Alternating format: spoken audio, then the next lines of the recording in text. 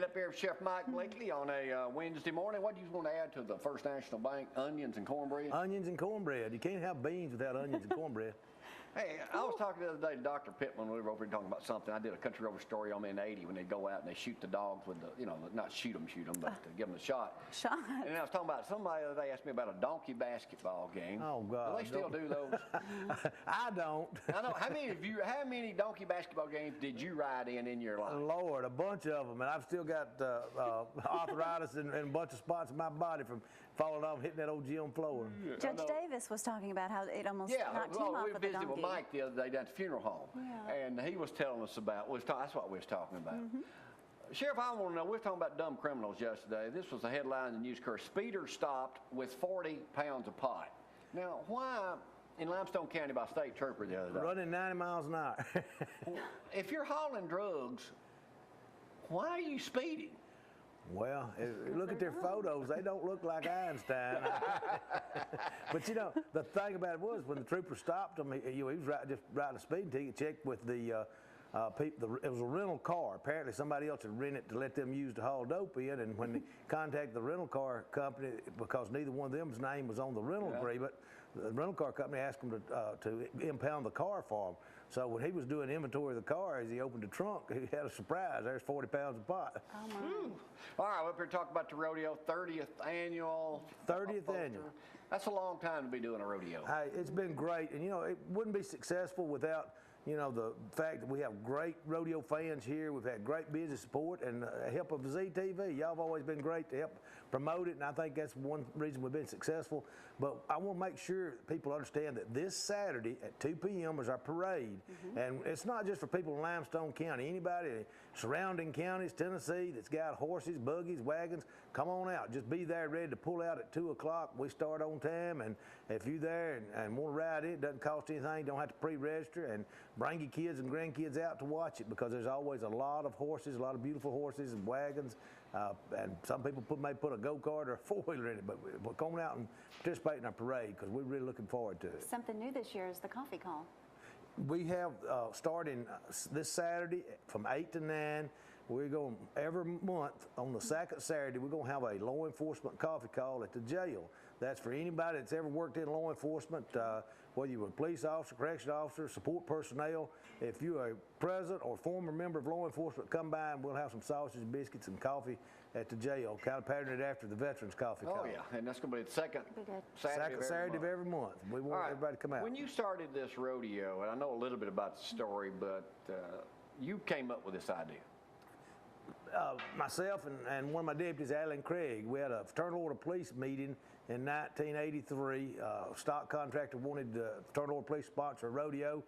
I was there at the meeting, and when the FOP voted not to do it because it's a lot of work and you had to come up with a lot of upfront money, I caught the contractor on the way to his truck and told him, hey, we'll do it at the sheriff's office, because we had 8 wore-out patrol cars, and it was hard to get funding out of the county at that time, and so we wound up doing our first rodeo, made enough money to buy a demo patrol car, a Plymouth patrol car that had about 700 miles on it that had been used as a demo for law enforcement, and we were able to pay for it after that first rodeo.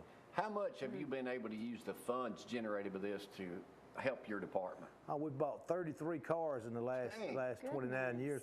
Plus, for a while, we were having to use it to fund our helicopter when we didn't get any assistance from the county on that. We have a gym there at the sheriff's office for our employees to work out in. It's just a lot of, as a matter of fact, we just bought a piece of equipment the other day. It's a robot for our SWAT team, TAC team to be able to use that may help save somebody's life sometime.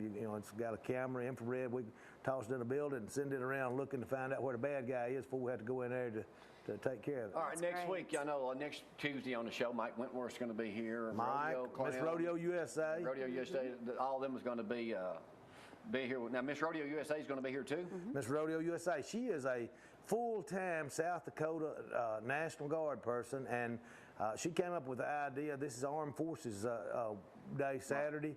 I don't have this finalized. We've been sending, emailing back and forth and filling out all kinds of forms. But if everything goes well, Saturday night we will have a flyover from the South Dakota National Guard where they come across the jets across the top of the ring. Yeah, out. All right, next week's a busy week for you. Next week's busy week. We've got street dance on Tuesday night. It's also free. People come out and enjoy it. That's just kind of Americana at its finest. You know, you come up there, sit on the square. We've got a great band that'll be there. Helen Duncan gonna be there. Helen will She'll be be out there dancing. I guarantee you. I saw her last night at my buddy Greg Tucker's campaign dinner.